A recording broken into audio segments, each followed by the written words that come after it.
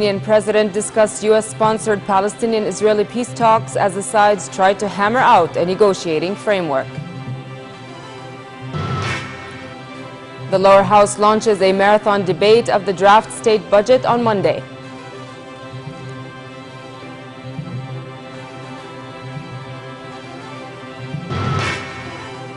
And Iraq's Prime Minister vows to eradicate Al-Qaeda as his army prepares to launch a major assault in Anbar province.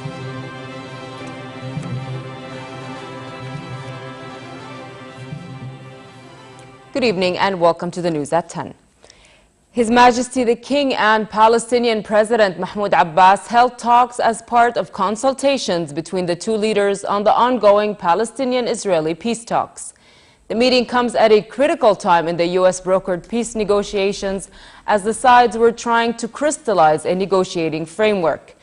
King Abdullah reiterated Jordan's unwavering support of the Palestinian legitimate rights, foremost of which is setting up an independent and viable state on 67 borders with East Jerusalem as its capital, based on the two-state solution and the Arab Peace Initiative.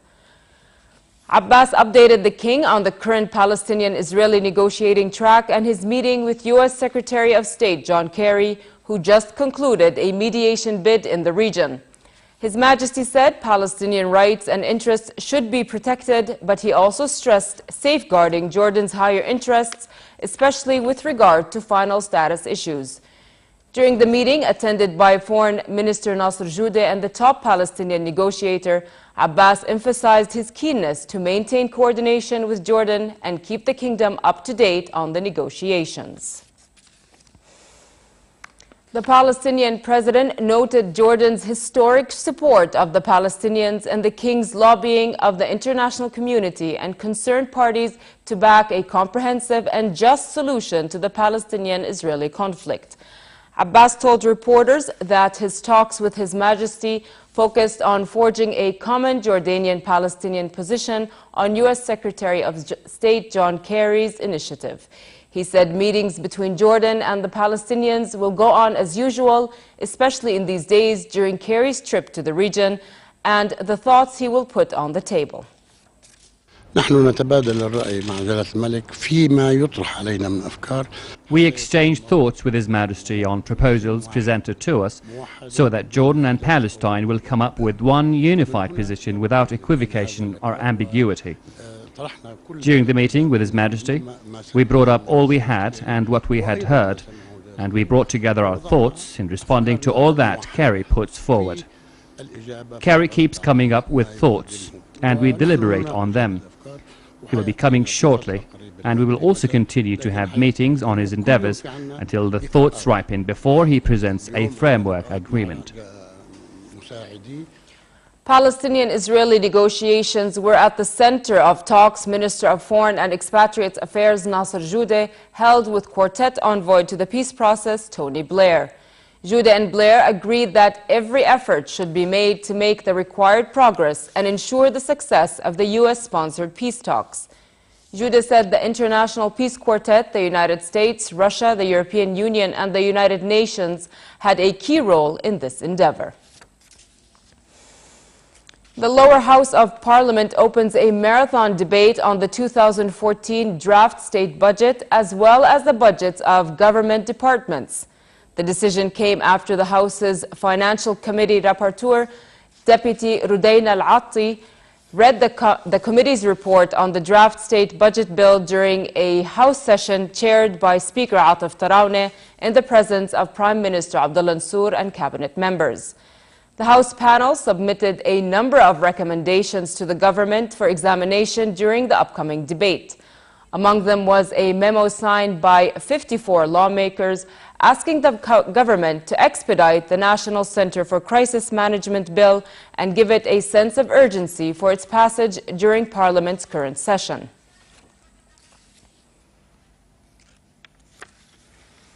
Her Majesty Queen Rania met with founder of Go Local, Support Local initiative. The initiative aims to create awareness about the importance of supporting local industries and re-injecting money back into the Jordanian economy.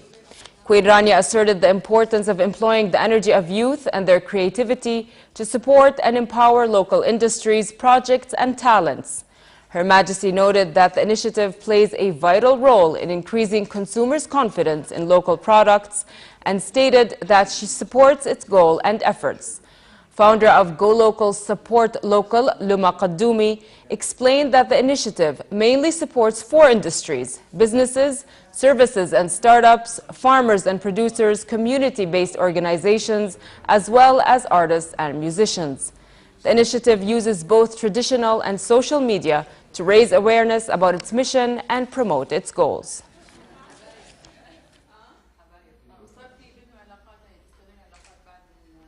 يعني مضطر اني اشتغل الصبح شيء برضه موسيقى بدرس المدرسه يعني كنا نطلع مثلا انا وابوي واولاد عمتي ونكون.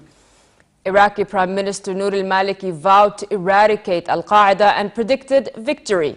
The Iraqi army was prepared to launch a major assault against the militants who have taken over parts of the city of Fallujah. We get more in this report. Rising tension in Iraq's western Anbar province has evoked worries that the country is once again slipping into sectarian warfare.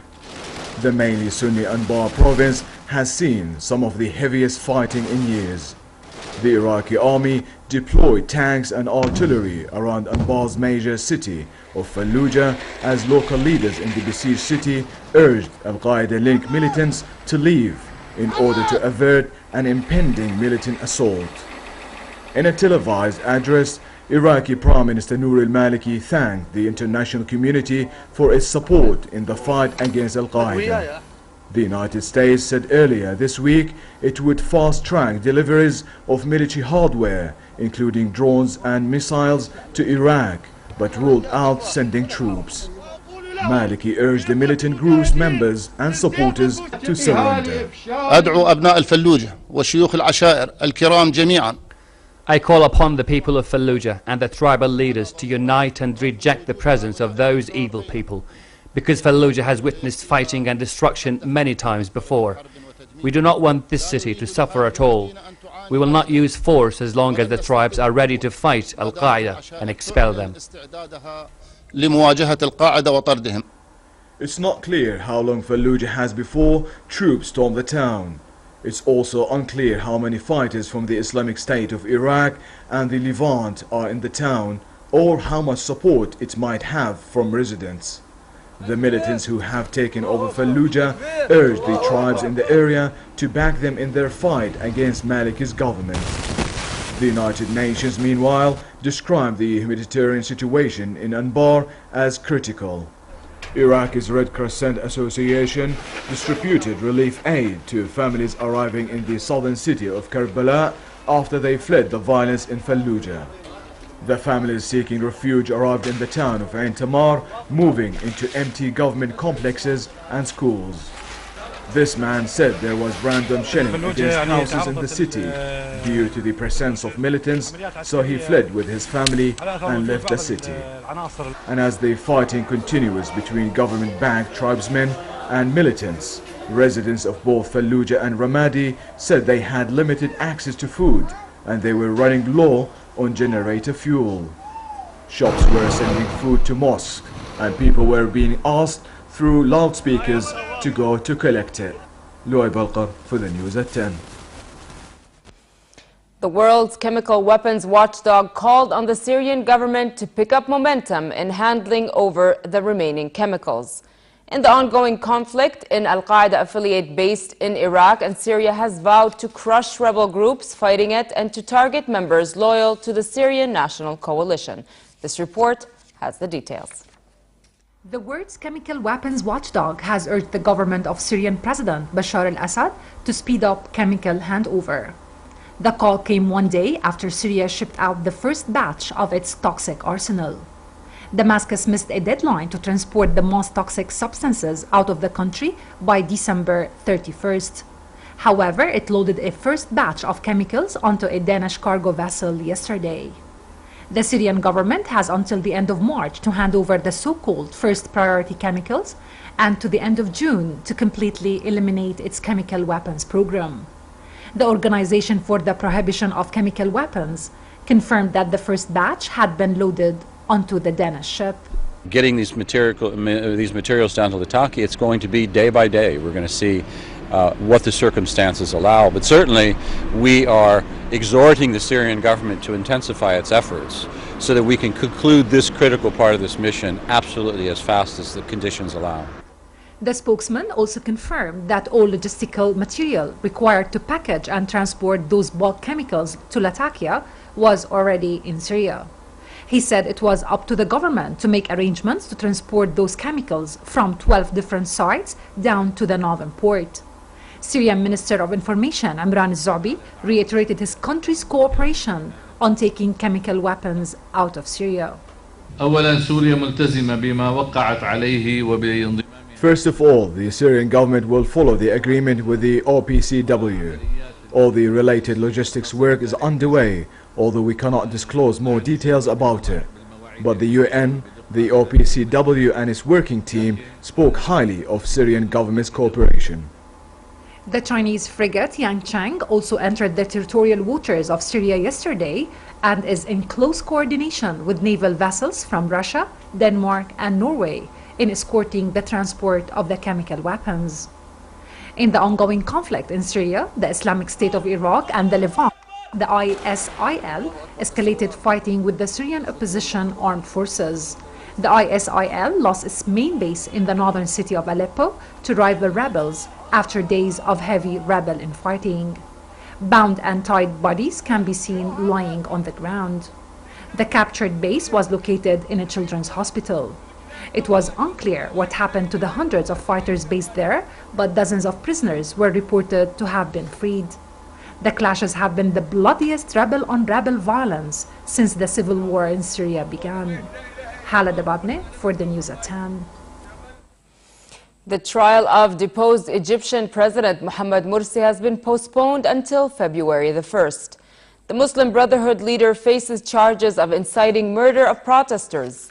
Officials said bad weather had prevented Morsi, who is being held at a jail near Alexandria, to be flown to court. The military-backed government has cracked down hard on the Brotherhood since Morsi's overthrow, arresting almost its entire leadership and thousands of its backers. The group has also formally been declared a terrorist organization. The case against Morsi pertains to violence outside the presidential palace during unrest in late 2012, in which around a dozen people were killed. 14 other Islamists are standing trial with Morsi.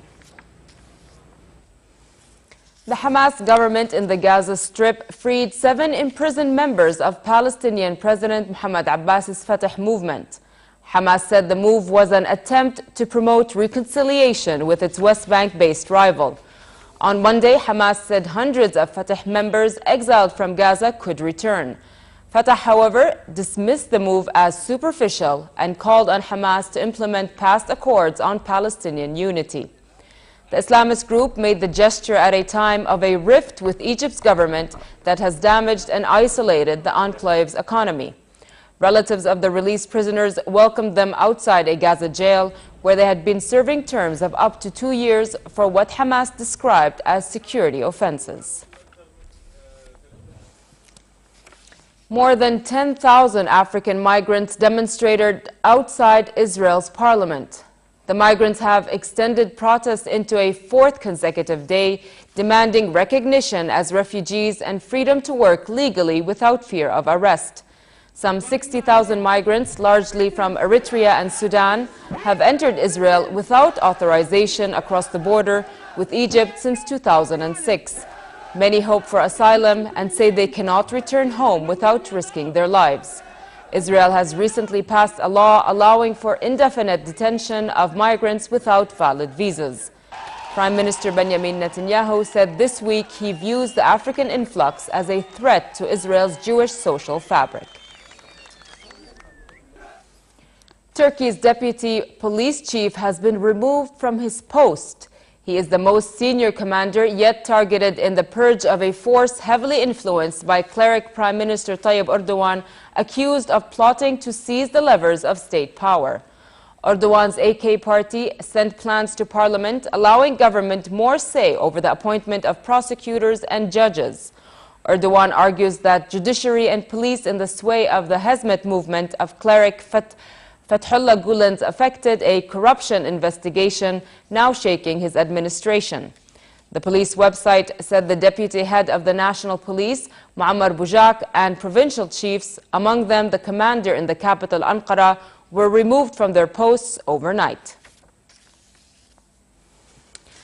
A deadly blast of Arctic air continues to slam portions of the United States. At least 9 deaths have been reported across the country connected with the polar air mass that swept over North America during the past few days. Authorities have put about half of the United States under a wind chill warning. Sub-zero temperatures have caused dangerous road conditions, and state police were investigating whether black ice was the cause of accidents. Crews treating highways are unable to properly administer chemicals until temperatures rise above 9 degrees Celsius.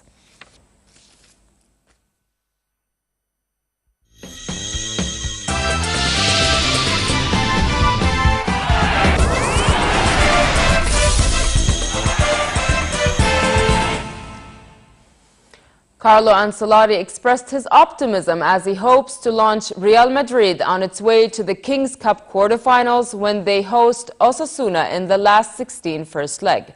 Osasuna have always proven to be a tough rival for Real, although they are just 2 points above relegation and their league performance is far from impressive. The match comes at turbulent times as Real Madrid have launched an internal inquiry after their Argentinian winger Angel Di Maria was suspended for inappropriate behavior.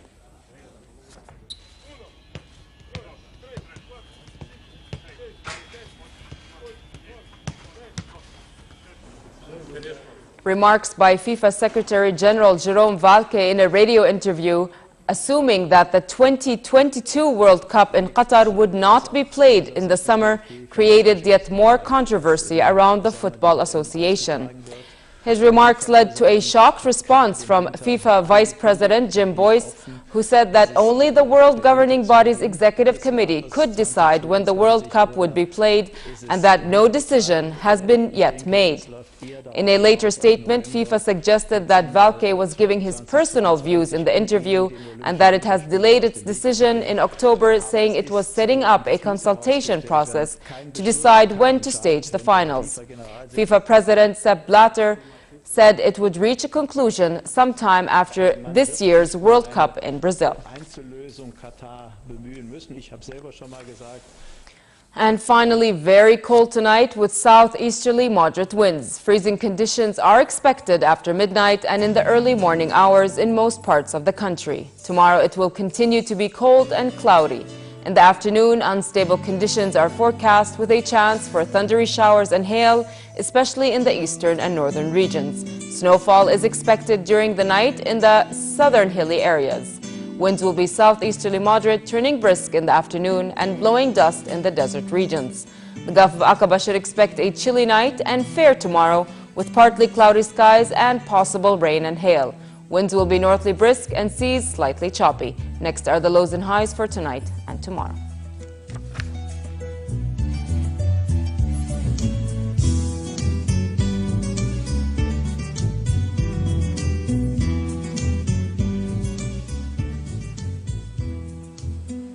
To end the news, here's a reminder of our top stories. His Majesty the King and Palestinian President discuss U.S.-sponsored Palestinian-Israeli peace talks as the two sides try to hammer out a negotiating framework. The lower house launches a marathon debate of the draft state budget on Monday.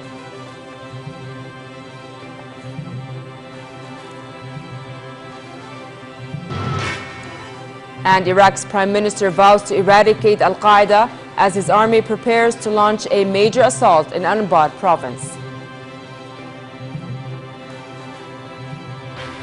With that, we come to the end of tonight's news. I'm Nancy Khair. Thank you for watching and have a good night.